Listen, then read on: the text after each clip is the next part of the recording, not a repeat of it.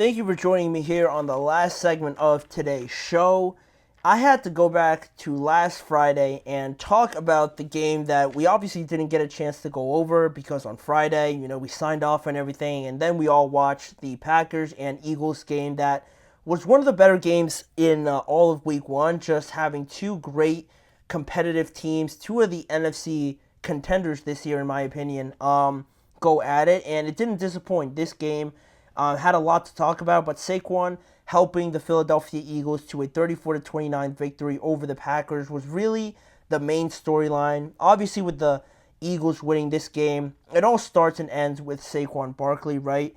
But with that being said, it was a rough start for the Eagles, but having Saquon on their team, you only felt that it was only a matter of time before something broke through, whether it was the passing game or Saquon getting more involved. Something had to happen because they were too talented for it to start off the way that they did, right? With Jalen Hurts struggling a couple times to start the game. You look at the interception that he threw to Xavier McKinney, just a bad decision to throw it, just chuck it up into the middle of the field to Devontae Smith, surrounded by three guys. Then there was that bad exchange with Cam Jurgens and the snap. They ended up losing that football as well, and you're starting to think that some of these problems with Jalen not having Jason Kelce there, obviously as the center, you're starting to have a little bit more doubts about this team. But then they started to settle in, and I think rightly so. They started depending on their running game and using the entire offensive line, right? Because that offensive line still continues to be one of the best in the NFL. After losing Jason Kelce, like I said, they moved over to Mekhi Becton to fill in that right guard spot as Cam Jurgens moved over one spot to be the starting center now. And it looked like they didn't miss a step, right? And from that point on, once they kind of settled in and realized that Saquon Barkley might be more often than not the guy that they have to go through to sort of establish any sort of rhythm, identity, or impose their will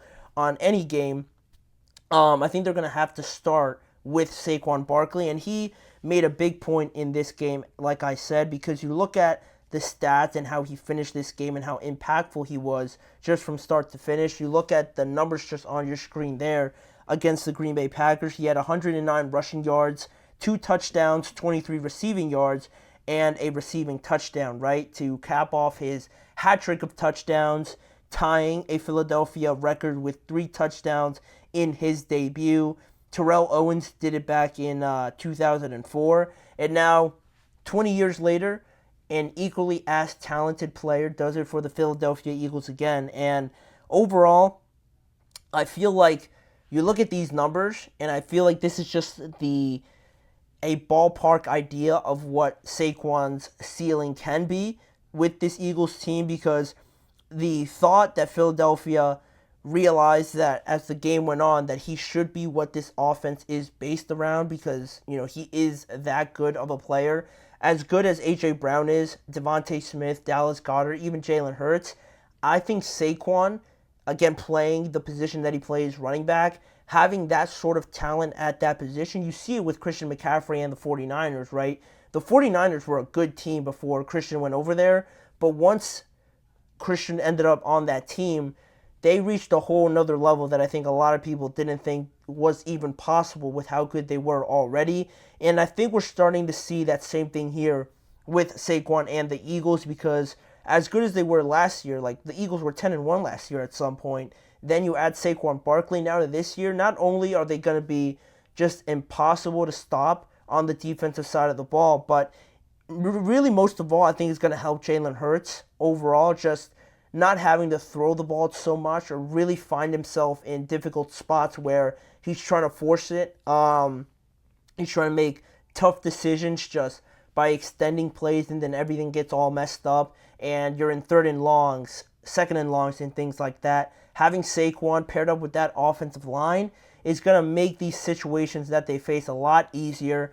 Saquon is going to benefit obviously from it because he's playing around a lot of talented guys, so you can't really stack the box against him. And if you do, it's just going to be easier throws for Jalen Hurts, and that's where I'm going with all of this, right? As much as Saquon is benefiting from it. Jalen's going to benefit from it, helping him rebound from the year that he had last year. And that's what makes this entire plan by Howie Roseman to go out and get Saquon Barkley, steal him from the New York Giants. I think genius. And now it's going to help out so much. And to just talk about this game a little bit more in its totality, you look at 34-29 and you're thinking, wow, there was no defense in this game at all. But a big difference maker to me was the fact that Philadelphia's defense really shut everything down around the red zone when Green Bay made it there on slow, methodical drives, right? They scored a lot of plays on some just long passes,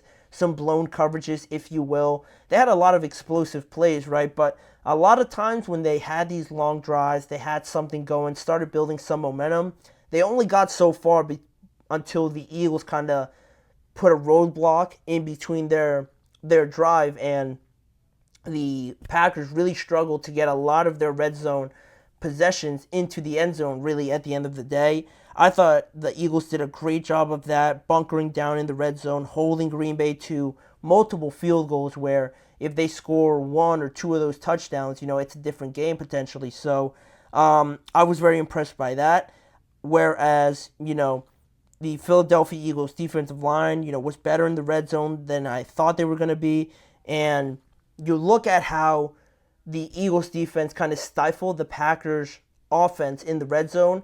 You look at the other side of that, and when the Eagles made it to the red zone, they did struggle with getting the ball into the end zone. Obviously, a lot of times last year and even the year before that, their red zone percentages weren't that great. Now, going back to Saquon, having a guy like him making these red zone trips a lot easier because you're able to run it with him, and he's able to break a couple tackles. We saw one of them when he was in the red zone. A linebacker broke through. I forget who it was. It might have been Quay Walker. He broke through. Saquon just gave him a little move at the line of scrimmage. He went flying by, and there was a straight lane to the end zone just 20 yards out. And that's the sort of playmaking, difference-making that you have with Saquon in the red zone. You're able to run it in with him. You can always do the tush-push with Jalen Hurts when you're close enough. You got a guy that squats 500 pounds and another guy that squats 600 pounds. There's no way they're not going to get any front moving force out of those two guys, and that just makes it a lot easier, and that really showed up in the difference in how efficient each team was in the red zone, in large part, again, going back to Saquon Barkley and his running ability as well. The Eagles defense looked more refined up front than I originally thought. Zach Bond, we talked about it in the preview, how Devin White wasn't going to play and how the linebackers were going to do without Devin White in there. Zach Bond really stepped up in this matchup, making a lot of tackles, good in coverage as well, complimenting Nakobe Dean. Now once they have Devin White back, they have three very capable linebackers that I'm feeling more and more secure with as I watched that game on Friday. There were some miscommunications that will ultimately be fixed, but you saw it on some of the broken coverages, right, that there was just some miscommunications or a lack of communication on some of those. So those could be easily fixed. And I expect Jalen Hurts to cut down on the reckless plays. Just, again, going back to the point about Saquon, that with Saquon leading the way and I think ultimately becoming the more significant and vital piece of this offense, I think it'll limit Jalen Hurts from throwing and finding himself in these bad situations where he's just chucking it up to A.J. Brown or Devontae Smith. He's going to find himself in a lot more third and shorts, second and shorts, and maybe not even getting the third downs, right? Or using the tush push even less. So all of that is going to help Jalen Hurts even more, helping him rebound from last year not playing so well. And that's all the positives I had for the Eagles. Unfortunately for the Packers, you look at the fact that they lost this game, right? It was a bummer, but not as big of a loss as they are going to have with their quarterback now, Jordan Love, being out for 3 to 6 weeks with an MCL sprain. Malik Willis is reported to now be the starter for them after just being traded there a couple weeks from the Tennessee Titans. He's going to start for them now going forward for the next month or so, month and a half or so, give or take. And it's obviously unfortunate for the Packers, and it sinks my prediction, I think, of them winning the division. Not just because I don't think they could come back or anything like that, but Detroit looked really good last night in the Sunday Night Football game against the Rams. So with Jordan Love now missing a month and a half, Malik Willis hasn't looked too hot. My prediction of the Packers winning this division doesn't look so hot right now. So apart from that, thinking bigger picture, you look at the upcoming schedule for the Packers and who they'll have to play. In week 2, they'll be at home against the Colts. So it's not a toss-up by any means with how good Anthony Richardson played. So, that could go either way. Week 3, they're at Tennessee, and I know Tennessee just lost in a bad way to the Bears, but they also did some good things in that game, so that's also another close game potentially. Week 4, you're at home against the Vikings, and even though they played the Giants and they looked pretty dominant, Sam Darnold looked pretty decent. You have to deal with Justin Jefferson on that side, also Jordan Addison as well. Aaron Jones looked great as well.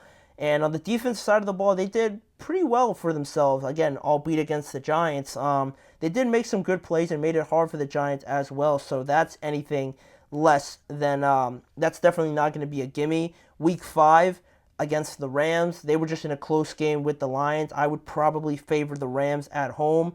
Week 6 against the Cardinals at home, that could be around when Jordan Love could be back. You'd hope so, because then in Week 7, you play at home against the Houston Texans, and you're definitely going to need Jordan Love for that game. So it becomes a little bit more tricky now for this Packers offense with Jordan Love now being out for a month and a half. Can they ride the ship here a little bit and avoid themselves from sinking and falling too far behind the Lions in the playoff race, or in the divisional race, I should say, not the playoff race? But yeah, the Eagles look great. The Packers didn't look bad, but just very unfortunate that Jordan Love got hurt in just the final seconds of that game. You never like to see that. But with that being said, that'll do it for today's show. That'll wrap it up on today's episode of the GSMC Chip Shot Football Podcast, brought to you by the GSMC Sports Network. Please remember to like, follow, and subscribe to the show, as well as following the network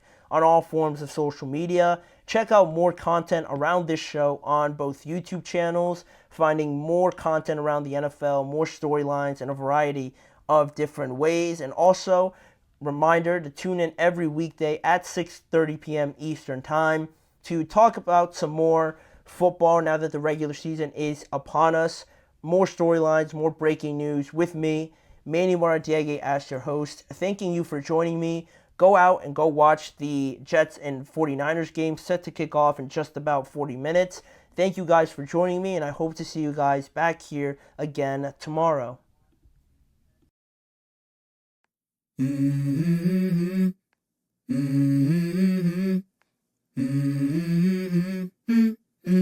Let's go. I wake up to a little bit of drool on my pillow, feel like it's gonna be a bad day. Yeah, I'm tired of shit, and the coffee ain't hit yet, damn, ain't that great. I don't wanna go to